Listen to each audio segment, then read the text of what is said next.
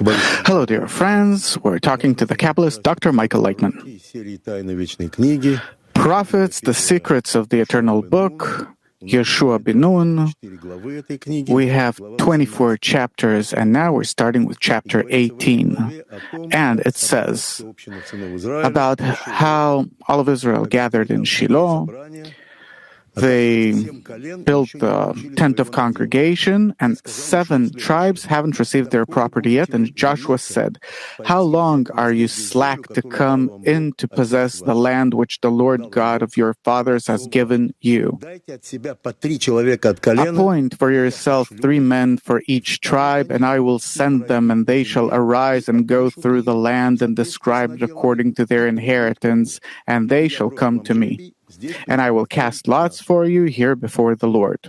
So the first question is, what is the tent of congregation where all problems are resolved seemingly? Is the general correction of people and their control on earth. It's something that happens gradually? Yes, this happens gradually. This realization of the Creator, and this is how they conquer the land of Israel, because Israel is directly to the Creator. And because of this battle, this war continues, this conflict against personal egoism. Actually, there are no external enemies. All these enemies are inside.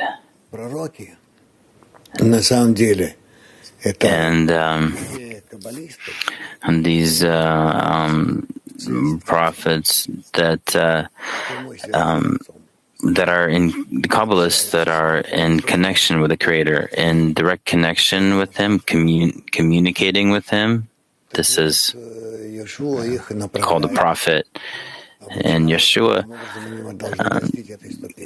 guides them which way they need to attain this degree. And that's what it's talking about, this gradual upliftment of people to conquer this land, the desire, this land, Ratzon, which is called.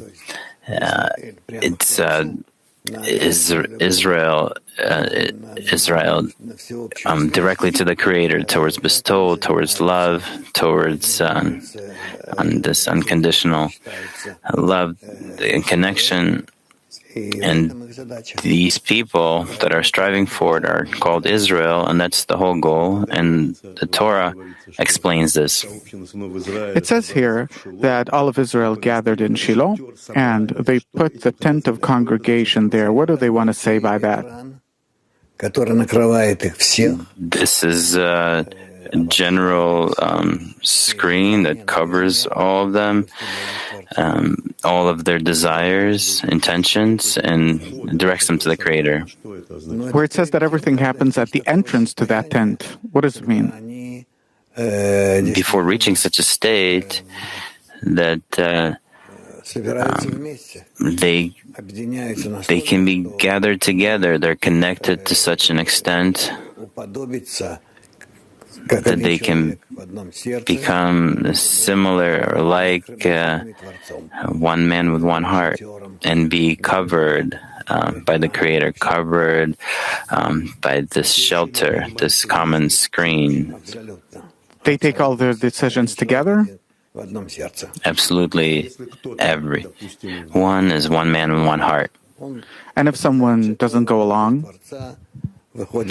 Then he leaves the shelter, leaves the Creator, leaves the connection with the Creator, and leaves the society.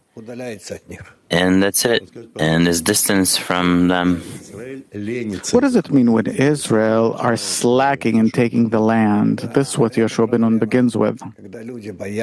Yeah, this is a problem when people fear going against their own ego, when they can't have the forces to unite, they can't have this quality of love and bestowal between them, and this is a natural problem of going against egoism, which is the main law of a human.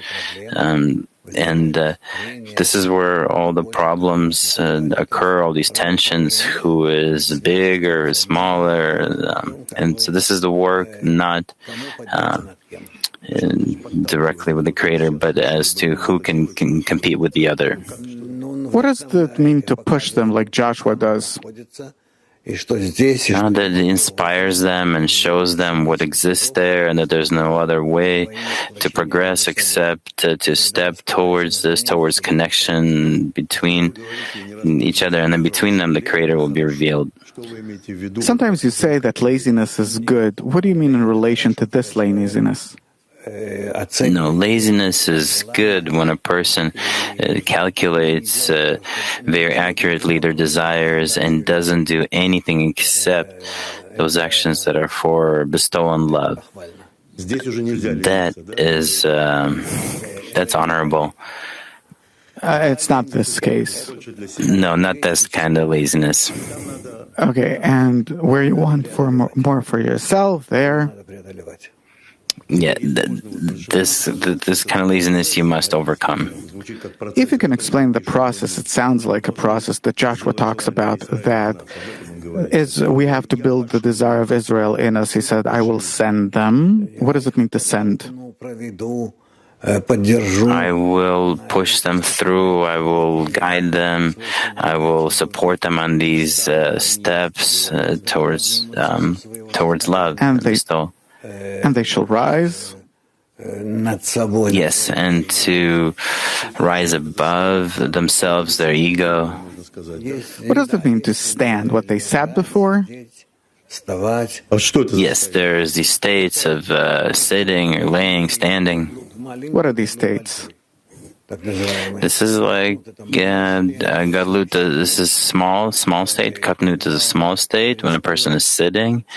When he stands up, this is already like intermediate state, and then he can be connected with others, but only with action to bestowal, and then even a bigger state when he can. Meaning, when standing up, you can turn the qualities of reception into bestowal. And then it says they will cross the land. Meaning what? Yes, that he led them through the land means that they can connect with all their desires and interconnected all of them, and they can work together with one desire, with one common intention. There it says that they will describe it. Yes, that everything that they will find out, will receive, they will be able to attain, they will be able to take into themselves. And it ends with, and will come to me. And they will return back to their what does it mean to rule over all of these desires? And it's the one that helps them, that guides them, explains why do they exist, for what, why you should go through such obstacles, and to rule over your egoism with love between each other. It talks about teacher and student, or what here? Yeah, it's talking about how to properly utilize the teacher and realize what he is talking about. And this is the process of entering the land of Israel. What happened then? They crossed the land, described it, came to Joshua, and he gave them property, etc., etc. And then what did the tribe of Binyamin receive? It describes it. And we're moving to the 19th chapter, short one. And in this book of Yoshua bin Nun, it explains what property did the seven remaining tribes receive. Shimon, Issachar, Asher, Naphtali, Dan, etc. And it says, these are the inheritances which Elazar the priest of Joshua and Joshua the son of Nun and the heads of the houses of the fathers of the tribes of the children of Israel divided for an inheritance by lot in Shiloh before the Lord. What does it mean to divide the land before the Lord? It means that that common desire that the Creator created and that He attracts towards Himself. So this common desire would attain Him and it would work just like the Creator for bestowal, for quality of love. This common desire amongst itself, it would work like we work in a group. Out of our connection in the group, this common desire, intention, our common practice, our experience. So with it, we could understand how to relate to the Creator. So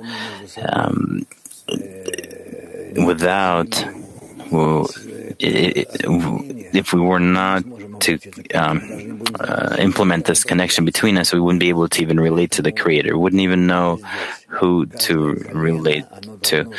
And he just as it is here, each tribe needs to work as different parts, so they can be collected and could relate to turn to the Creator out of its common desire, and then later they will all connect into one people. How do I connect all this inside of me? It all happens inside a person. How?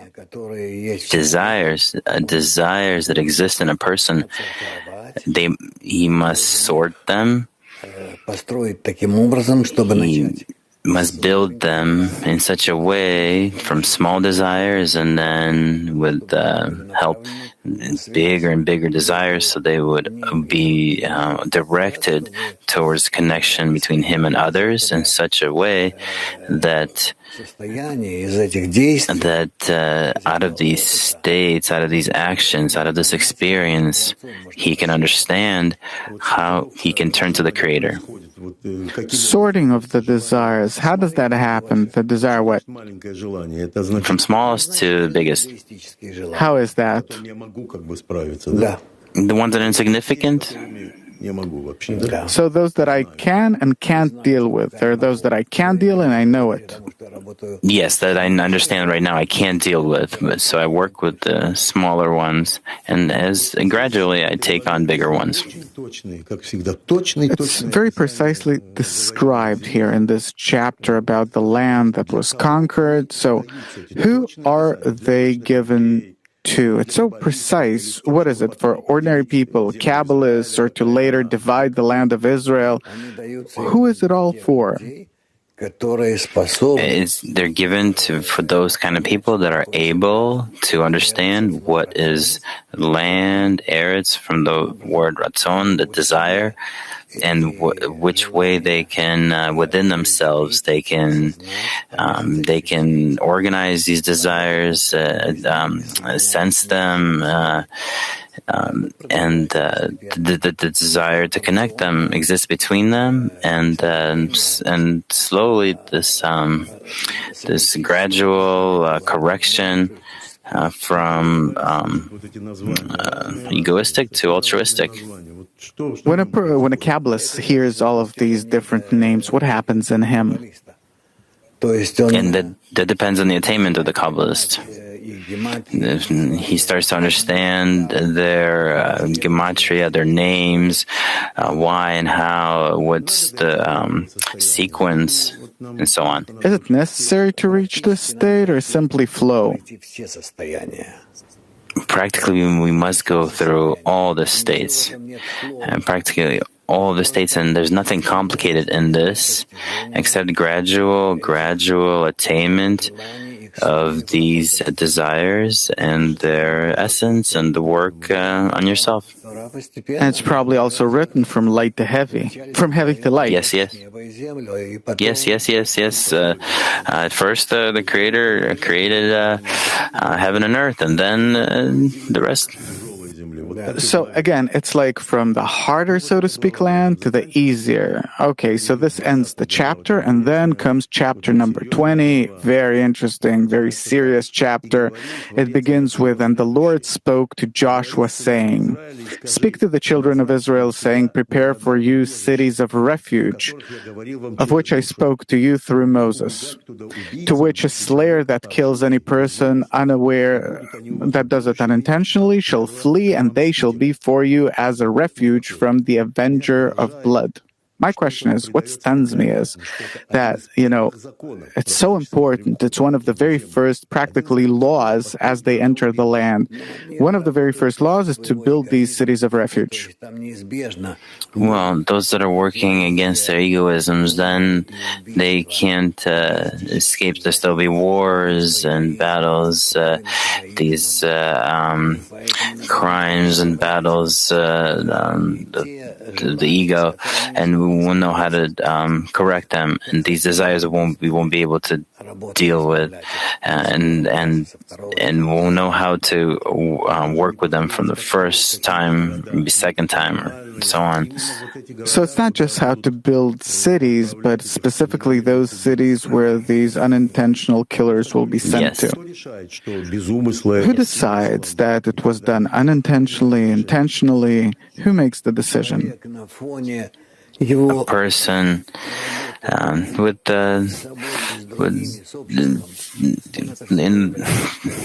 in relation to him and others, he compares everything, and the upper light formats within him all these desires, and it so happens that as a result, as he's progressing forward within him, there's this sorting from these bigger, these are smaller, these it was a mistake, and here maybe not a mistake, but intentionally he used these desires egoistically, and it exists in every person and in his work with others. So Torah, it considers all of these states. So again, please, what is a murder or a killing? A murder is when the desire is killed out of its correct use, and you can't use it at this point. So you can't.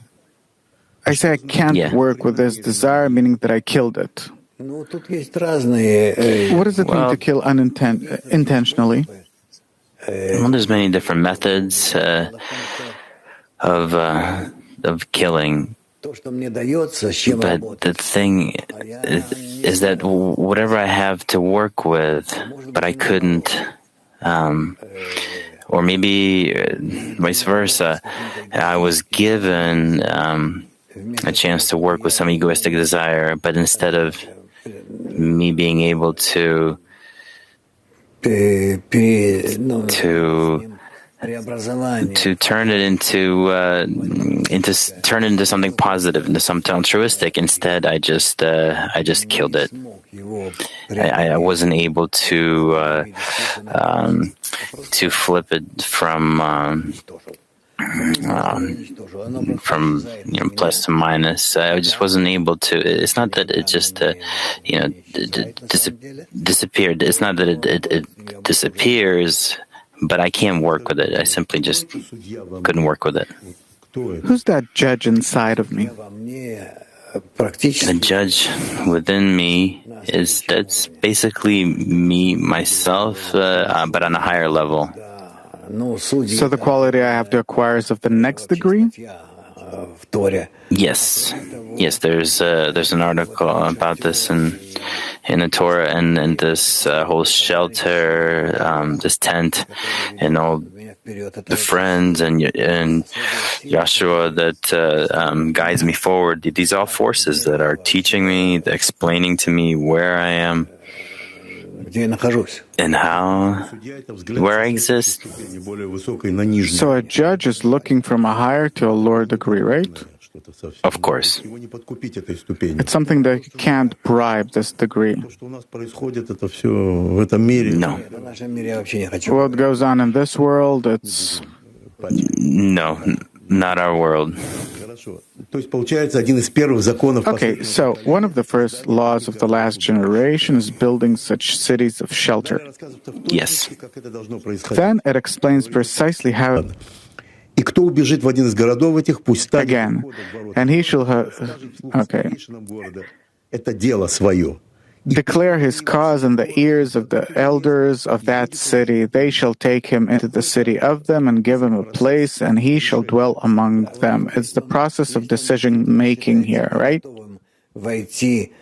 Yes, if he really thinks that he is ready to enter in contact with other desires, other people, to rise to the next degree of communication, of connection, of relation, greater and greater towards the desire of Adam, when all of the desires are connecting together. Then only then he needs to decide, only needs to be judged by the elders. These elders are Gar of the upper degree, and they sit at the gates of the city as deciding if he can enter or not to the next degree. And he needs to pass this exam. We don't want to confuse this world with the spiritual one, but there is such decision-making in some ancient places where they haven't reached modernization yet. There's still a kind of projection onto our world. It exists someplace.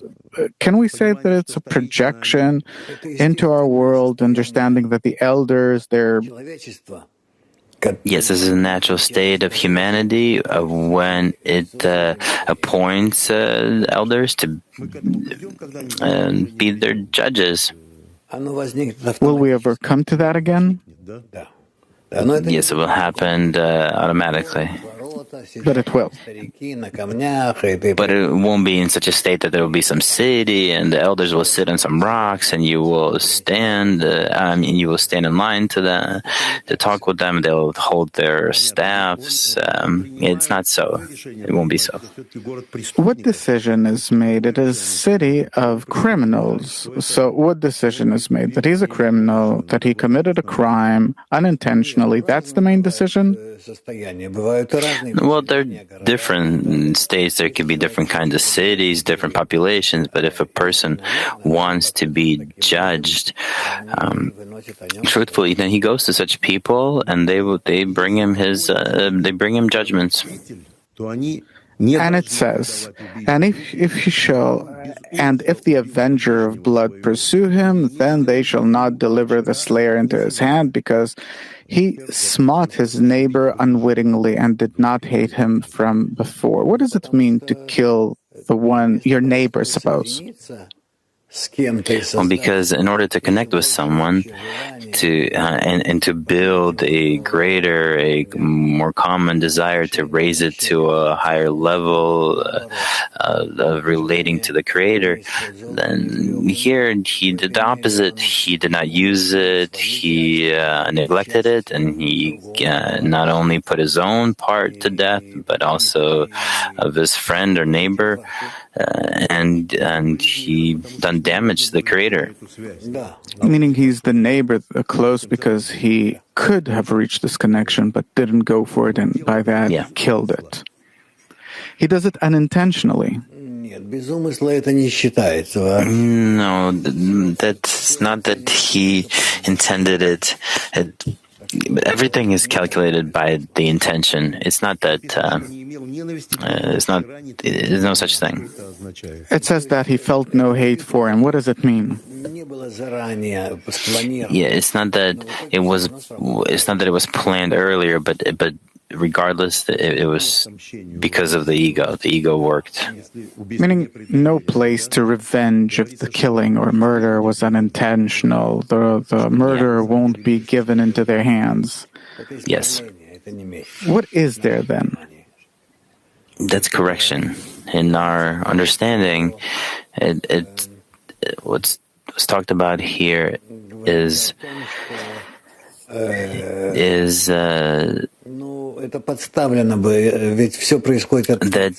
all of this was purposeful. Everything happens from the Creator. The Creator has arranged such a situation, that He would make a mistake, and through this mistake, He would learn deeper about Himself as to what needs to be corrected. He thanks the Creator for it? It's a crime, I mean, but still, what is there about it? Well, actually, it's not a crime. In Torah, there are no crimes, even though they're described with such words. But in Torah, there are no crimes, because everything happens from above. And a person must only learn on all this, that everything happens from the Creator, and he must give maximum effort to learn this. So this is how I live by. This is what I live by. That everything comes from the Creator. So actually, I have no one to turn to, and Well, because the person must learn, because Torah is called an instruction, a method, a book. It is a manual of how to live, what kind of world we live in, what should one do with himself, and how we should continue to progress. Then it says, "And he shall dwell in that city until he stand before the tribunal for judgment, until the death of the high priest that shall be in those days. Then shall the slayer return and come to his own city and to his own house, to the city from which he fled." Yes. Well, what's meant here is that there's a short circuit, this segment of correction, and then a new cycle is started. This new level that one doesn't have much to do with, and it's as if starting a new life. It's like a new incarnation, a new path of correction. So the time of punishment is kind of predetermined. Yes, from above, yes. But a person does not know the extent. Well, here it's when the higher priest dies. Yes, but we don't know when and what. It's all from above. It says that then the murderer can return to his city, his home, meaning we're saying that he returns into those same desires of his or into new ones. What happens? The cycle, what is it? In other words, everything that he's done that's bad is erased, and he starts reincarnation anew. And it is it's counted. Yes, it's counted. All these years, all these the corrections he goes through, and because of that, he can go through it again, but in a correct way. So it all accumulates in him, one or another, and he uses this experience. Of course. And it ends with there were the cities set apart from all the children of Israel, and their different names, and Ramot, Gilad, Golan, Bashan, and it ends by saying these were the cities set apart for all the children of Israel and for the stranger that sojourns among them, that whosoever kills any person unawares might flee there and not die by the hand of the avenger of blood. And this is how it ends.